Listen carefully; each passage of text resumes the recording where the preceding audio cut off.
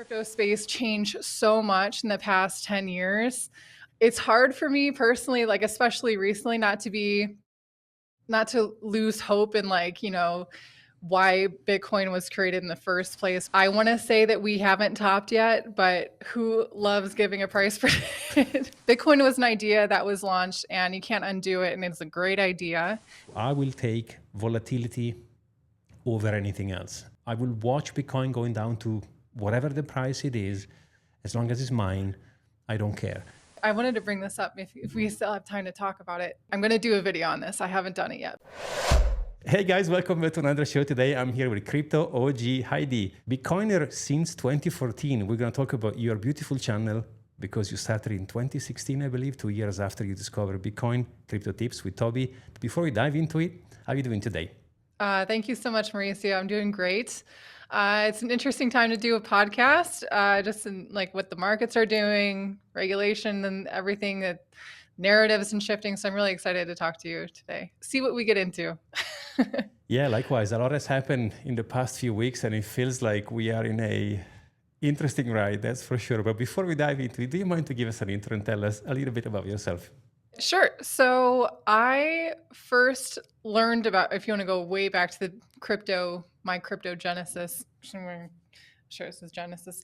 It was early 2015, actually. Toby was in about earlier than me, but he was my introduction to crypto, basically. And it was at the same time meeting Toby, as traveling the world for the first time, as being introduced to cryptocurrency. So like my whole worldview and life plans and long-term goals were like shifting quite a bit in that time. So got introduced to crypto, bought some, with the little paycheck that I had. We spoke earlier about the jobs that you've done. I've had a very similar life experience as well. I've worked as a waitress in a pizza place. I've worked at my dad's sign shop. I've studied English in college. So totally coming from like an outsider perspective and trying to wrap my head around what a digital currency was quite a journey. And we actually was in 2016,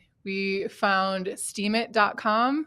And so that was like my first introduction to like using cryptocurrencies like in an economy sense, like real utility. So I was sharing my travel stories on Steemit, getting rewarded in cryptocurrencies, finding myself around a lot of people who were on that website to earn money, but they didn't know what a cryptocurrency was. So that was kind of my inspiration for starting Crypto Tips, which is now still our YouTube channel, where it's really educational, trying to come at it from relatable, authentic education for cryptocurrencies without trying to be too over the head or technical with people. So yeah, it's been quite a journey. We've seen the crypto space change so much in the past 10 years.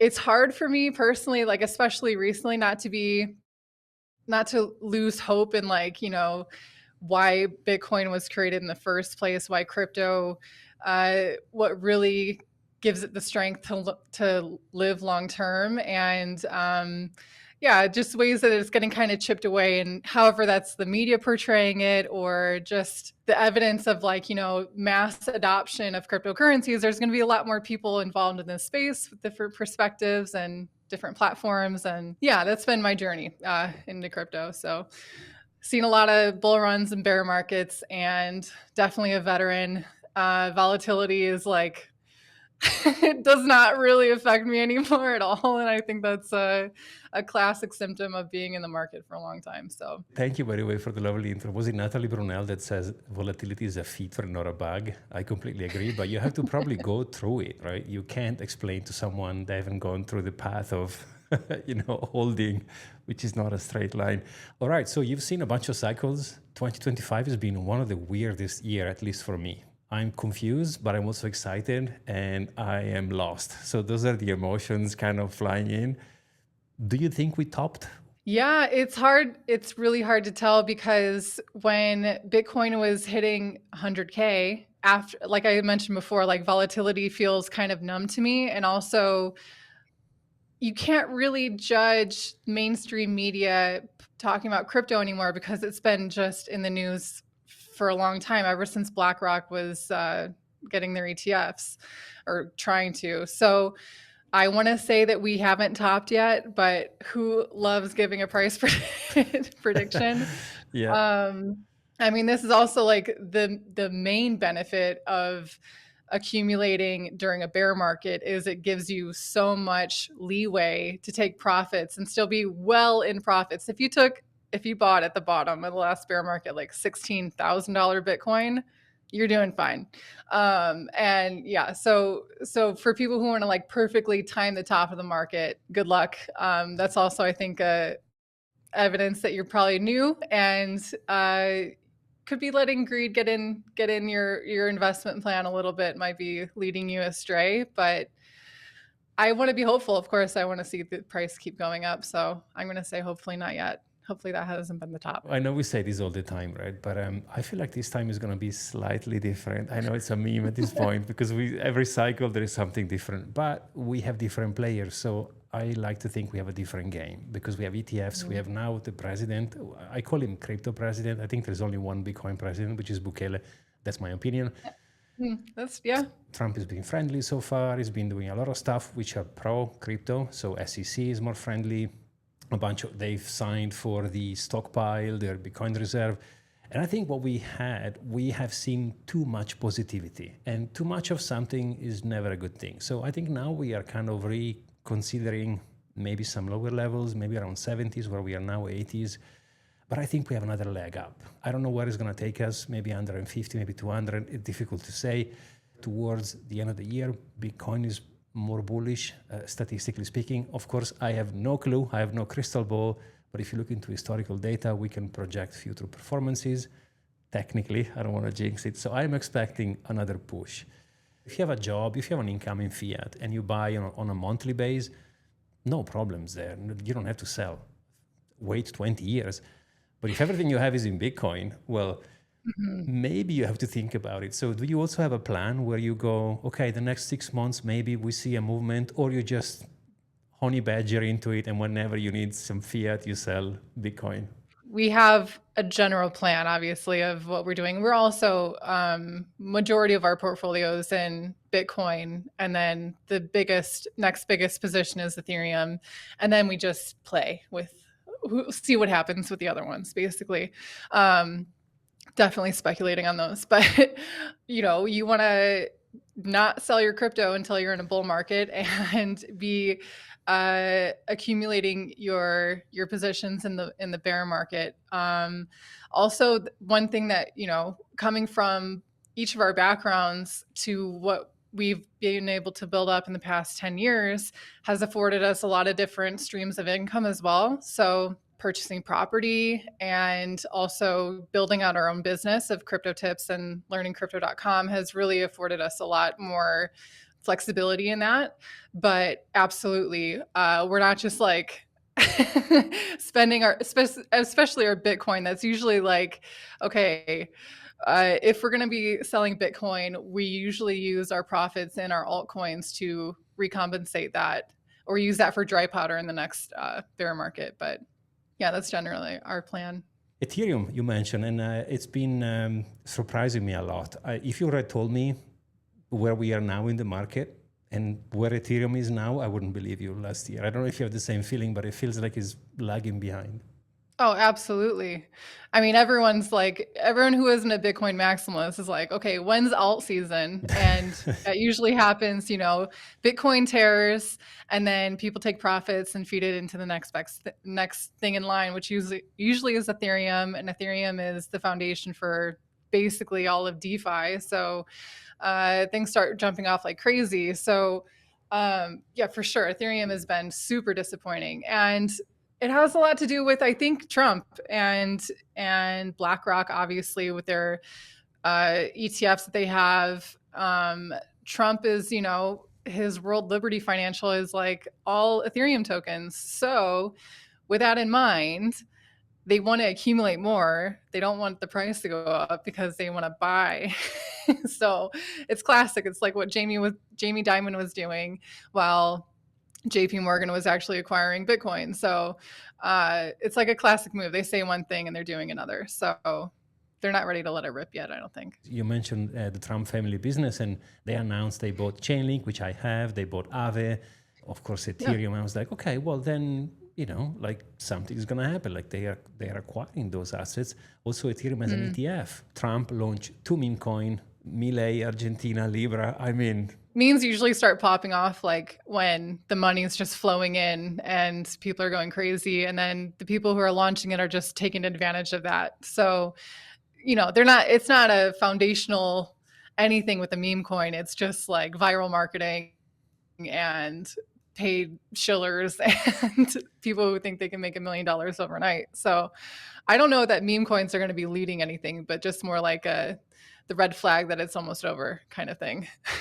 Milei, which is the president of Argentina, launched a meme coin. It was a fantastic top candidate, as well as the 1.5 billion hack that Bybit experienced. I'm like, okay, we've seen a few signs, to be honest. And by the way, we've gone above the all-time high prior to the halving. Never happened before. So some people are calling a shorter cycle. For me, the end of the year sounds like a long time away. And that would mean that we have 6 months of accumulation at this range until another leg up. So who knows? I mean, it's always easy to look back and be like, oh yeah, that was a top indicator. And so if my only thing to say about that is, if that does make you nervous and you are still in profit, consider taking some profits out, and so you can sleep at night. And if it dips further, then maybe you can buy back at a lower price and see what happens. Or you can always dollar cost average out as well. You don't have to go all in, all out. Altcoin season, I don't think we've seen it yet. I don't even know if we will see it. So are you kind of waiting to invest into something, or are you kind of on the defensive side? Are you kind of watching the market? How you're positioning yourself? Yeah, definitely not buying cryptocurrencies at this point. We've taken up positions in sectors that we thought were going to be successful, that were actually like last summer, AI, that was like its own bull market in itself. So yeah, we were investing in AI a lot, and in not so much RWAs, but I do think that's a legitimate section. Chainlink, obviously, Aave, DEXs, DeFi too, layer twos, things like that. But sometimes Toby's going to be like, hey, should we get a little bit more of this? I'm like, hey, let's stick to our plan. We have our positions. I really hate chasing trends because I just feel like we're late to the party at that point. So we're just picking pennies when, it's just not worth it trying to perfectly time anything. So yeah, that's been kind of our outlook. And that's what we try to impart on our viewers too, is be ahead of the crowd. If you're looking around and and you're trying to follow what everyone else is doing, you're a little late. And so that should be in the back of your mind before you're making any, especially investment decisions. What do you think about the ETFs? Do you think, are they a good thing? Are they a bad thing? Because I had a bunch of guests on my show, and some people are saying, no, they go against the ethos of Bitcoin. It's not your keys. Other people are saying, well, it's for someone. They have a market. If you have a pension fund, for example, they can buy a Trezor and store coins into that thing. So do you see it as a positive or as a negative?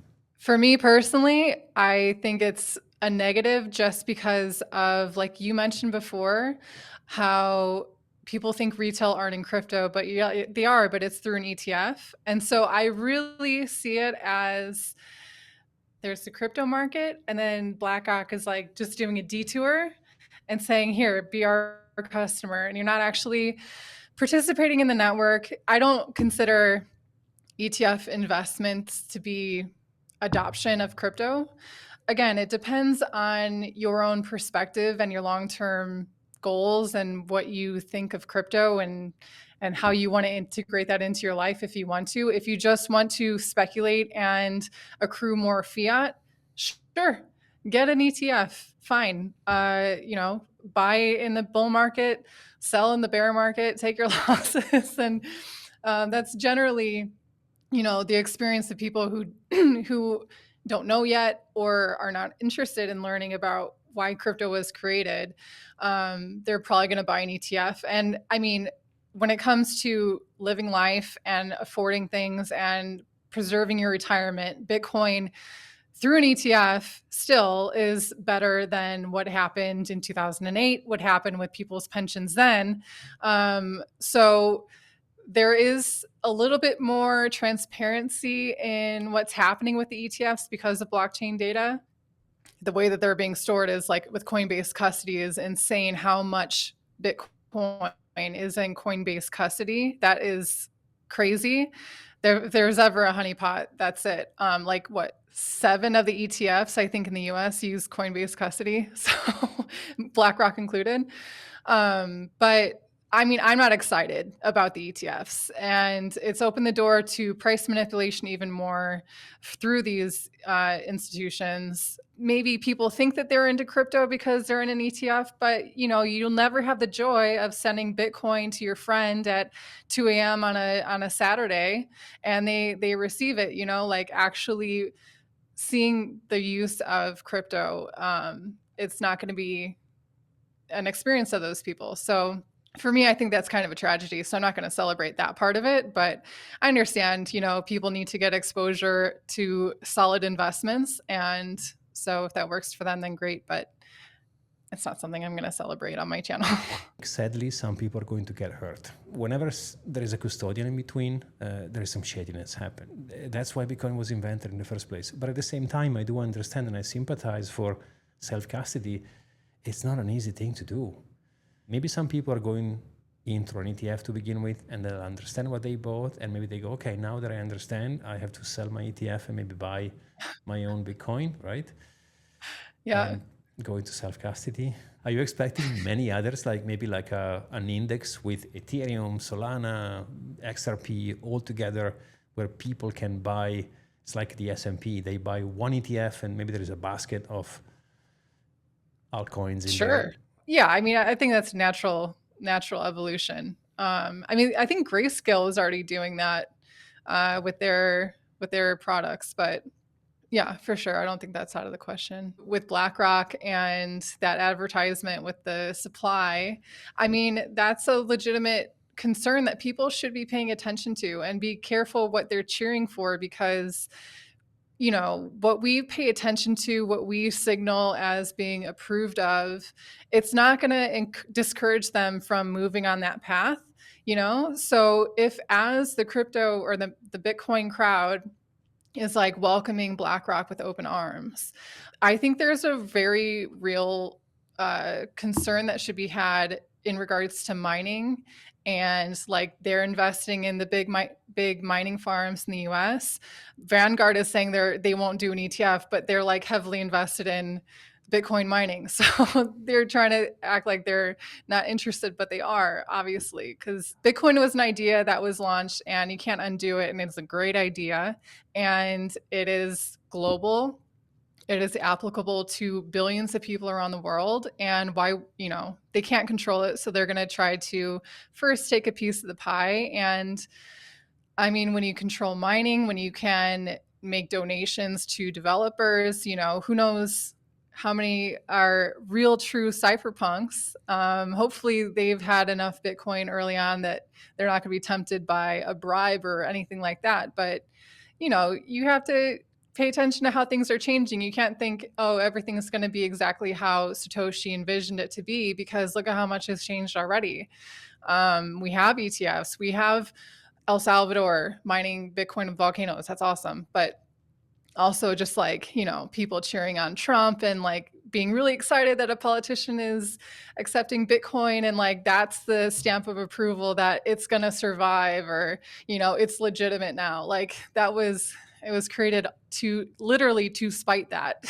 So yeah, I think it's important to pay attention to how crypto adoption is being championed by politicians and things, because they have their ulterior motives. Central banks are very much influential, and BlackRock is like, one and the same. So there is an interesting discussion even on what Satoshi wanted, because we don't know. Like, I mean, he left behind a 9-page into a PDF format. I mean, and we've seen a bunch of forks already on the protocol itself. So as far as I know, if Satoshi, he, she, they, them were alive, they would maybe back another version of Bitcoin. I've seen on my Twitter, I'm sorry, I'm not going to call it X.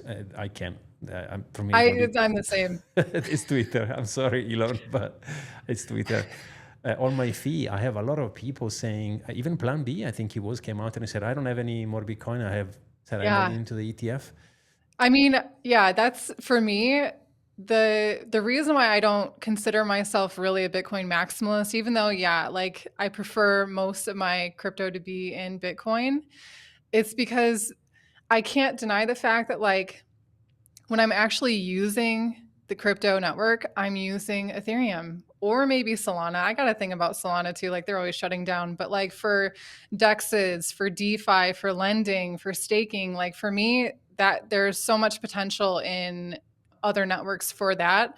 I know that after Taproot, there's some potential for Bitcoin to move into that, but I don't know, if that's actually going to come to fruition. We saw what was happening when they were doing the ordinals and the blockchain bloat that happened with that. So there's a ton of potential for things to be built on Bitcoin. The whole concept of lending Bitcoin, like people already forgot about Celsius and BlockFi and Voyager. Like what's going on? You can't, I mean, the custody thing, point blank, like for me, that's a hard pass. If you study, if you read the book, if you watch Crypto Tips, if you know who to follow, you know the Bitcoin on average does 50 to 60% a year. So who cares about 10% coming from BlockFi? I mean, keep the 10%, bro. I'll keep my own asset. But that's the greed that kicks in, I just use it by not moving it because I store my wealth into it. So that's a different way to use it. Sometimes I forget about that utility because even if I don't move it, it doesn't mean I'm not using it. I just park it there. Yeah, that's true. In Dubai, I pay my dentist in crypto. I mean, it's my fault. I kind of orange pill the guy, but I love that. I don't send him Bitcoin. I send him Tether, right? So again, there is a use case. That's why I'm, quote, I know I'm going to say something terrible, pro crypto in a way, because I do understand there is a market. We've come full circle. Exactly. Everything I have is in Bitcoin, but I see a use case in crypto. It just popped in my mind. Random question. Do you think the Trumps are going to maybe build a stablecoin? Because they've said they want to stockpile XRP, Cardano, and Solana. Okay, which was a very interesting choice. Tether had 20 employees, and they make billions of dollars a year. So that's juicy. That's an interesting business. Until MiCA regulations came out, because we live in Portugal, so we really were seeing that its impact on Tether being listed on exchanges and things. But Tether, yeah, it's grown to be so huge. Like USDC is a third of the market cap of Tether. Maybe that's changed. I haven't checked that super recently, but anytime someone's coming out with a new stable coin, I just kind of roll my eyes. Like you're at this point, it's the same thing as someone say, oh, it's going to be a Bitcoin killer. Like I'm kind of going to be rolling my eyes. Like it's got so much longevity onto it, and Tether as well. That I'm kind of skeptical. And also I would be skeptical as well because I know, don't listen to what they say, listen to what they do. But, the US has been saying, oh, we're not looking into doing a CBDC or anything. And like if the president's coming out with a stable coin that might look like that. But I wanted to bring this up if we still have time to talk about it. I'm going to do a video on this. I haven't done it yet, but this concept of, Elon Musk and Doge and revealing government inefficiencies and wasting of money. And it's obviously begging for more transparency in how money is moving in the US. And, it would be great for that, a cryptocurrency that would become, completely controlled by the United States. And for a long time, ever since Circle has been, tied to BlackRock, I'm like, okay, well, and also Circle, like how they choose to really proactively freeze coins without any kind of law enforcement requirement or demand or law. They freeze coins of people who were using Tornado Cash, for example. Like they're showing how good they can be used as a CBDC. And like you said earlier, you know, stablecoin and CBDC is basically one and the same. And I totally agree with that. Also, for anyone who's like thinking, oh, but then what stablecoin do I trust? For me, Bitcoin's my stablecoin because like that is my not Hail Mary, but like if all things go, I'm happy to have Bitcoin no matter what. This whole thing with Doge and, you know, demanding to have transparency in the government, that's like they're laying the perfect foundation for making people beg for a CBDC because they're going to think it's for transparency within the government. The government's going to be like, no, we're going to see exactly what you're doing and we can control your money, not your bank account, but the actual network that your money functions. We can have all of our grubby hands on that. They are already deciding what USDC can and can't buy. So wait until they'll give you a wallet and they go, oh, you want to go and protest about that thing? I can freeze everything you have in an instant. Like if you remember the Canadian truck protester, imagine they could froze everyone's account in a blink of a finger. They can see where you spend, they can control. It's much, much deeper than a bank. And banks are bad, but CBDCs are another level of bad. Like there is another layer underneath of evil. And I think they will for sure put their hands into it in one way or another. I will take volatility over anything else. I will watch Bitcoin going down to whatever the price it is, as long as it's mine, I don't care. Mm-hmm. But you and me are savages, so we are a small percentage, right? There is another portion, they don't care, they just want to make money. Again, I mean, pounding on this time is different. Probably it's not the best way to say it, but there is going to be a difference, I think, in this cycle, and we might have seen the end of the 4-year cycles. I'm open to I entertain the idea, because now we have different players, we will see less volatility. Even if we are going to top up, that's my opinion, by the way. I don't have any, I'm speculating right now, but even if we end up in going to, let's say, top up in October or November or September towards the end of the year, I don't think we will drop as hard as 80%, 70%. It's going to be more mild because they will keep the line, they'll defend the line. I think if I'm not mistaken, January where they 11, were buying. Exactly. The ETF was launched in January 11, and I think the price was 40, was it 44, 47? I don't remember. Yeah, it was right around 50, yeah. So they won't let it go under. So, I mean, I think, I could be wrong here, but so when we go up, we will stabilize a little bit more. We're not there yet, but I think we're going towards a time where there will be less volatility in either side. How many cycles do we have in before that happens? I don't know, but now that we have ETFs in and we have BlackRocks and we have now Donald Trump, honestly, I'm prepared to everything at this point. Yeah. So it's been an absolute pleasure having you on the show. We definitely have to do it again. I had so much fun. Thank you so much for being here today. I really enjoyed. Yeah, thank you too. I appreciate it. You know, we stop through Dubai about twice a year. So, because we have to maintain a residency status there, you know. So maybe next time we come through, we'll stop by and have it in person. That'd be cool. I'll brew some coffee. I have a thing for coffee. And I used to be a chef, so I can cook. We can have dinner together. Nice. Love to cook. Cool. Thank you so much. Likewise. Say hi to Toby for me. Enjoy Portugal, and I will see you soon, okay? I will. Thank you. Bye. Thank you so much for watching, guys. We'll see you on the next one.